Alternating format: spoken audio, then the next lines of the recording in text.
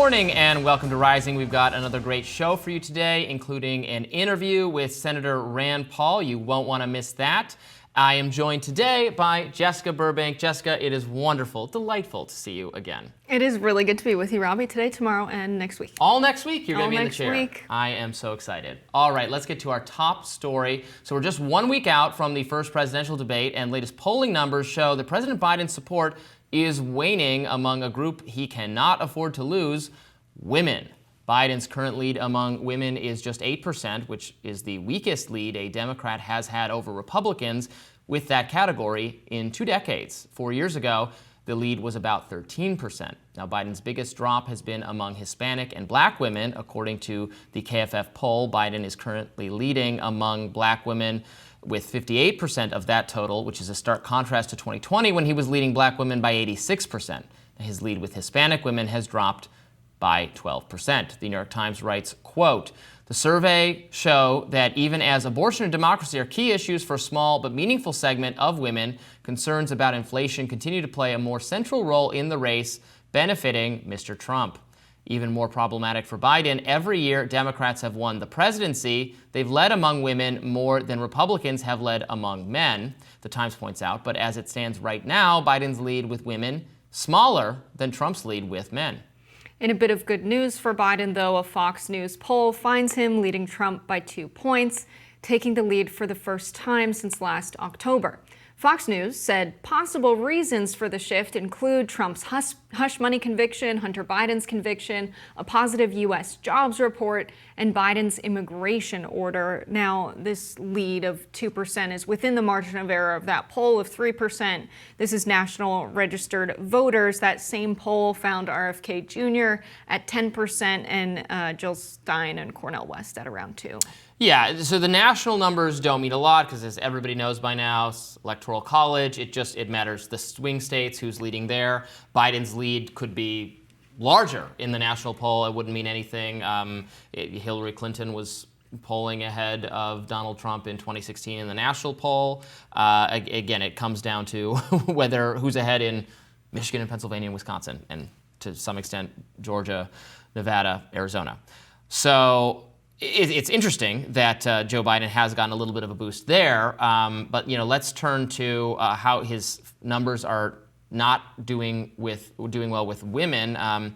You're a woman, I believe. Thank correct you for me not if assuming, if I'm Robby, wrong. yes, I don't want to get in any trouble from the woke police out there.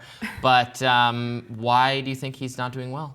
I think the promise that he would wield the State Department to ensure that a lot of the SNAP laws and laws that went into effect after Roe was overturned with the Jackson-Dobbs decision, to say you're going to wield the Justice Department to ensure that a lot of these laws don't go into effect, and then we see that they do, and we see that he stalled on that. I haven't seen results from that promise. Of course, promising to codify Roe is complicated. He said, we're going to need a couple more seats of Democrats in the Senate to get something like this done. They always need a couple more seats. Always need a couple more seats, and then they flip-flop. When Nancy Pelosi's the Speaker of the House, she's not even addressing the fact that members of Congress are trading stocks, but then as soon as she loses power, she's like, I'm all for that, when it will never get done. It's like, thank you so much, Nancy. But yeah, I think that's what people want to see, because there's always this excuse of like, well, he can't codify Roe, we don't have the majority. You're making excuses for someone who can use the Justice Department to question the laws that are going into effect all across the country. Yeah.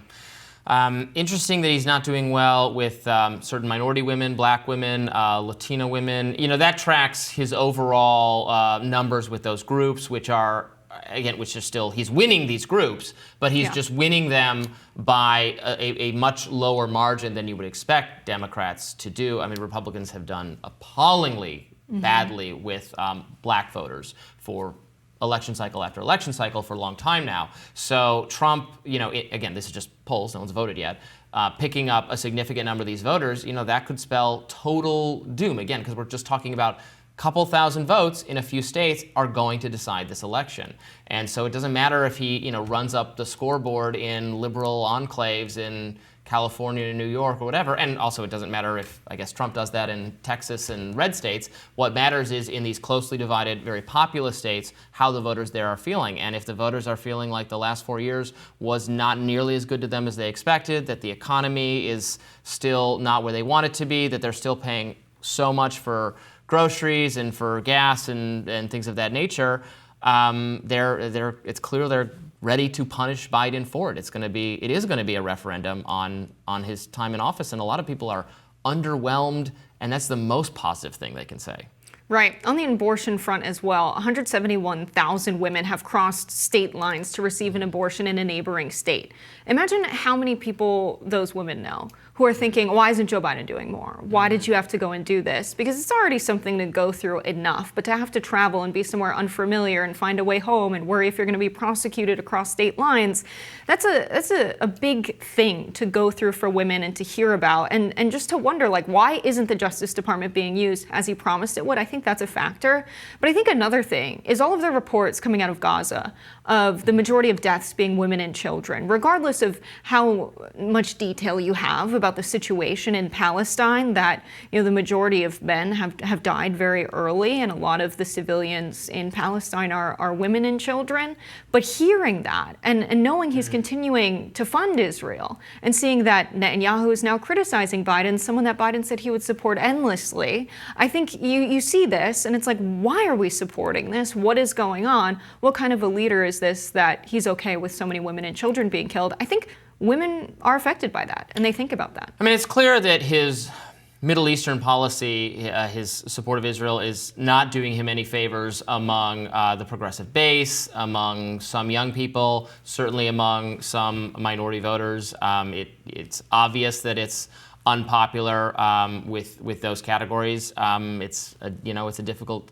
He can't make anyone happy on this front because he even has Netanyahu criticizing him, and he has more hawkish pro-Israel people saying he's not done enough, or that even briefly threatening to maybe possibly withhold aid was some betrayal of the entire cause. So he seems genocidal from the very left perspective, and then he seems kind of just, I think, feckless to the other side, that he's going to do. And then to someone like me, it seems like he's committed to doing this, but no matter how he's treated by Netanyahu, the Israeli government, he's not going to say, well, enough is enough. He's not going to say, sorry, we get to decide, we're giving you money, so you do have to kind of listen to what we're saying. It's like we're just going to give them whatever they want and have no say over it. That's not a good deal for the American people. That's not what the American people want when they say they want an America first foreign policy. So he pleases no one.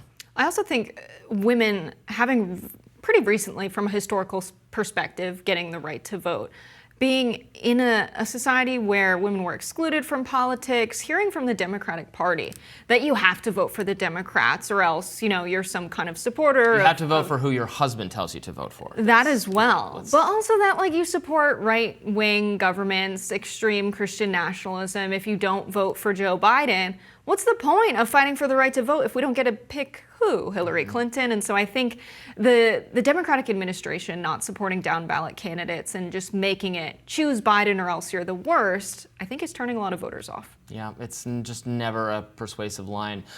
We should mention, so we got the debate coming up next week. RFK Jr. not in it, despite at 10% in this poll. It is crazy to me. Put aside what the rules are, what the requirement is. It's supposed to be 15%. Of course, they're not actually following the real rules, so they don't. I don't frankly care about any of that.